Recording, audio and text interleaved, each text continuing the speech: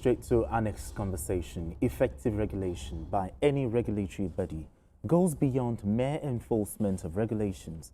It must include settlement of disputes. In this regard, the Independent National Electoral Commission (INEC) has waded into the crisis rocking the main opposition People's Democratic Party (PDP). INEC summoned the two warring factions of the PDP for a troubleshooting meeting at the Commission's headquarters in Abuja. The meeting had the Tanimu Turaki-led faction and the Nyesom Wike-backed Abdurrahman Mohammed faction in attendance. Meanwhile, the PDP National Working Caretaker Committee faction, backed by Wike, has dissolved state working committees in 14 states.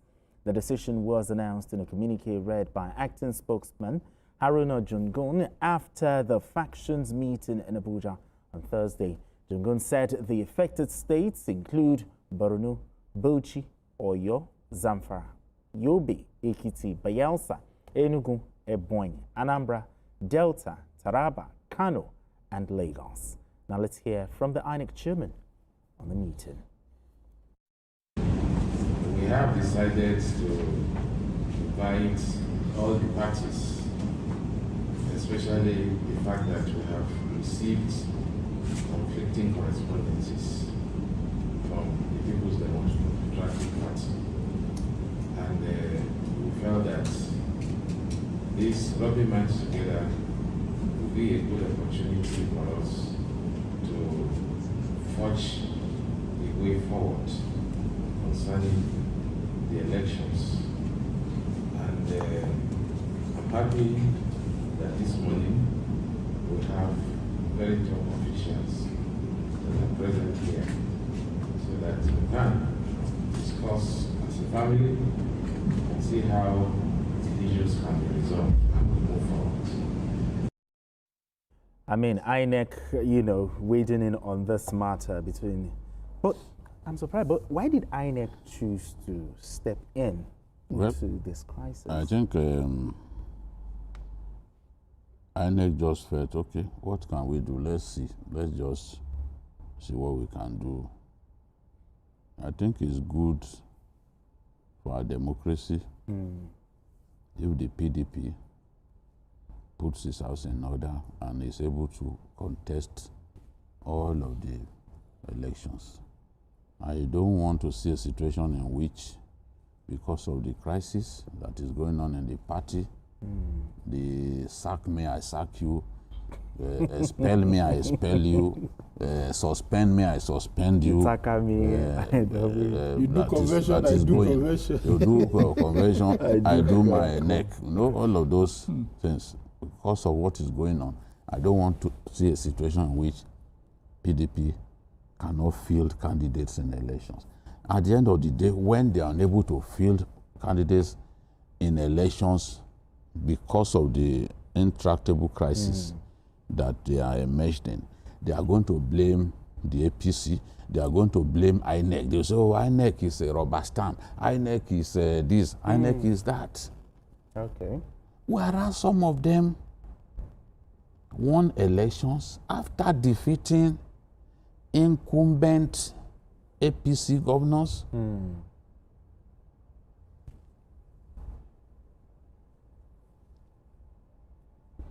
The governor of Oyo State, for example, took over from an APC government. Defeated an APC government. The governor, who has a tremendous talent for dancing with only one style of dancing, also defeated a sitting APC governor. But these people have not run their party properly. Whether they like it or not, this is the truth. How do you come together as a party and all you do is just focus on yourselves alone? And I've asked the question, okay, this PDP, how many of the big founding fathers are still there? Beneficiaries. Some of the big founding fathers that are still there are those ones without electoral value. Again, this is a fact that I can defend. The man that used to praise that, this guy is a one-party for life individual is already waging a war against his own party. That is Sule Lamido. Because Sule Lamido is the founding father of the party. He even built chalets. When he was governor, he built chalets that he named after the PDP founding fathers. Really? So how nostalgic can he get now? That is the same party that he has taken to court, and is already even thinking of what he called a coalition that is already looking away from the PDP. the PDP. Those who use the PDP to climb to the top, those who benefited from the PDP by way of becoming a standard bearer in national elections, they've already jumped ship. They bailed like PDP is a house on fire. But Nigerians, the way they see things, they will say, it's the ruling party. You are not thinking of the fact that some people have decided to place their ambition above the good health of the party. You are not looking in that direction. It's the ruling party that is bent on making sure that we become a one-party state. And I've said it, no Jupiter can turn Nigeria to a one-party state. Becoming a one-party state is based on a legal framework. There will still be parties in Nigeria that people can contest on their platform. All of the talk that one party say, what is one-party state? Countries that run one-party system, like China, you won't even be able to register to be a political party. That's how it's done. The Constitution will recognize only one party.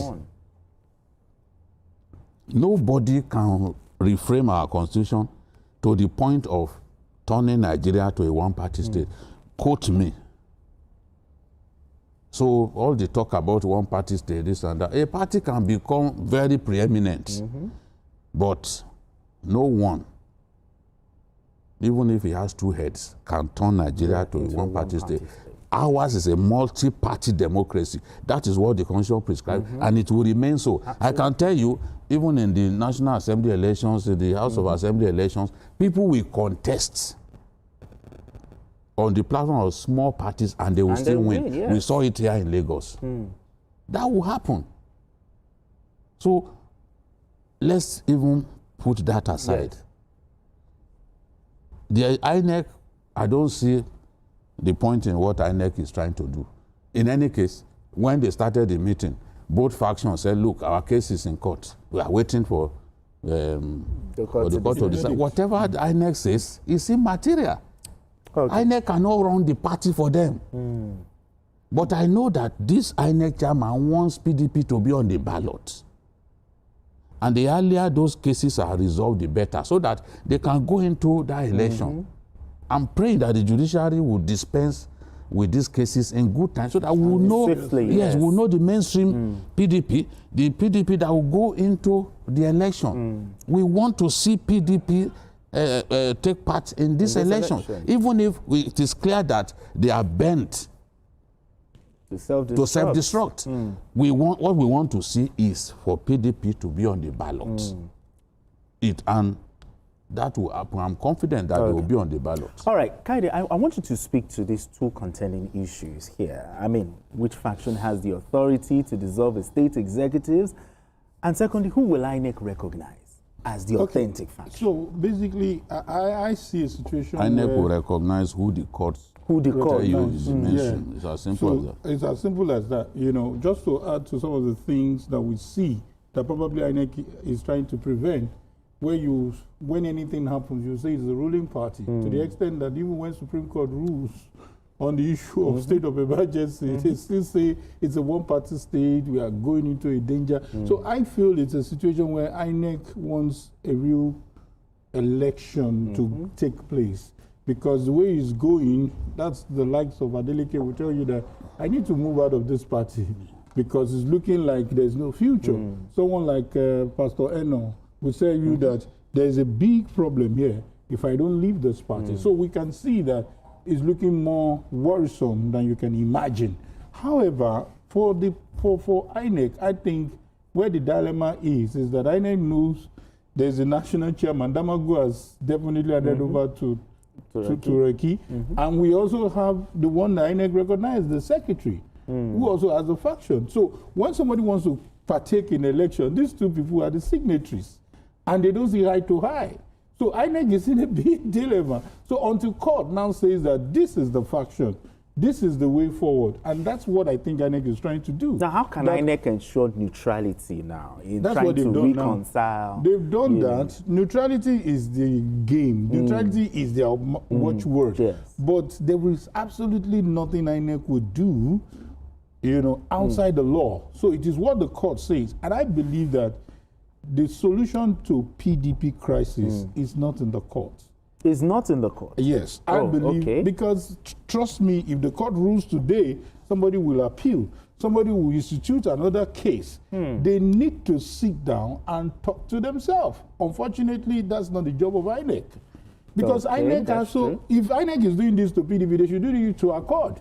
As we speak, Accord is having two factions. The Labour Party too. The Labour Party is having. So INEC cannot just cherry pick and pick PDP that, these two factions, I want to help you solve your problem. So and I think that's what BK is trying to say. Stay out of this, is not your mandate. Do you understand? Let them talk to themselves, eye to eye, and resolve their issue. Otherwise, trust me, it's 28 we are counting. There may not be a single PDP governor. BK, you heard what he said. The solution to PDP is not in the court. My view. Do you agree with him, though? I don't agree. I don't agree. The Supreme Court is the final court. They were in this kind of situation before. When Alimodu Sheriff was... Okay. And the courts decided their matter. When politicians find it difficult to agree on little things because they are built to be greedy. The Nigerian politician is built to be greedy. When they fail to agree on little matters, then the courts will decide for them. It happened in Zamfara over the matter of consensus candidacy. The consensus candidacy rule says that if a single individual says he does not agree, the whole exercise is a waste. Yes, that's what happened. The whole exercise is a waste. At the end of the day, the Kabiru Marafa group, this governor, Dauda Lawa, they came together and they said no. Abdulaziz Yari was trying to impose his candidates on everybody. Oshomole was on the side of Abdulaziz. Of Governor Lawal. Dauda Lawal. Dauda Lawal. Oshomole and Yari, they were not saying eye to eye. Yari was even threatening that if he came to Zamfara, that one of them will visit God. It was that by itself one of us will end up in the burial ground. Oshomole wisely stayed away. So it was that bad. And the final court ruled. APC won all the elections with audacious margin. The final court ruled that the exercise was a waste. Those who say that, APC controls the judiciary, they will never cite that. For a party to win election from top to bottom, and Supreme Court ruled that the exercise was a waste. Yet to say that when it comes, they have bottled up the judiciary, they kept judiciary in their you don't refer to that. Exactly. The same thing happened in Bayelsa, where the APC had won election. They were even doing they were doing drills. They were doing drills for David Leon. And Supreme Court ruled that he had a deputy who didn't have certificate. They don't cite that. That's still judiciary. They don't cite that. They will still say judiciary is in APC's pocket. That is immaterial. But what I'm saying that judgment will come at some point, and everyone will abide by the judgment. Okay. The Supreme Court, they are on appeal now. The final court will still have its say. The same way the final court had its say back then when the PDP had crisis. Okay. Just very similar to this. Very, very similar. Who is the authentic this? Who is the authentic? They ruled that it was the McCarthy faction. And it allowed the PDP to catch its breath, and they eventually organized themselves and they were able to take part in so none of the elections. senior party figures in the peer party can actually talk. In the states that they are now, no. Who will appeal to Wike, for example? Not even the ex-president of Obasanjo. They had a meeting with him. Obasanjo is not in their party anymore. I know, but he bailed from their party a long time ago. And even the former president, Jonathan, we can't say Jonathan is not in their party. Exactly. Jonathan is not in PDP. So nobody can actually, for them to... The way things are now, nobody. There's not a rallying figure. Not a rallying figure. If there was a rallying figure, the matter would not have degenerated to this point. Bukola Saraki was given the role of pacifying, agree people, bring everyone together. Can he say that he has succeeded? And that's a man who had been number 3 man in our country. Exactly. Who had been governor, who had been chairman of Governors Forum. Yet, he didn't have the clout to bring the party together. In fact, under him, more governors defected. So this is the thing, only the courts. These people will not listen to anybody except the court. The same way that Fubara and his people, I predicted that when the judiciary decides, that's the end of the crisis. Was that not what happened? Absolutely. So we are looking forward to the judiciary deciding on the Fubara matter. The judiciary decided, everybody. The president assisted. All right, gentlemen, we need to go on this quick break. And when we return, the conversation continues. Don't go away.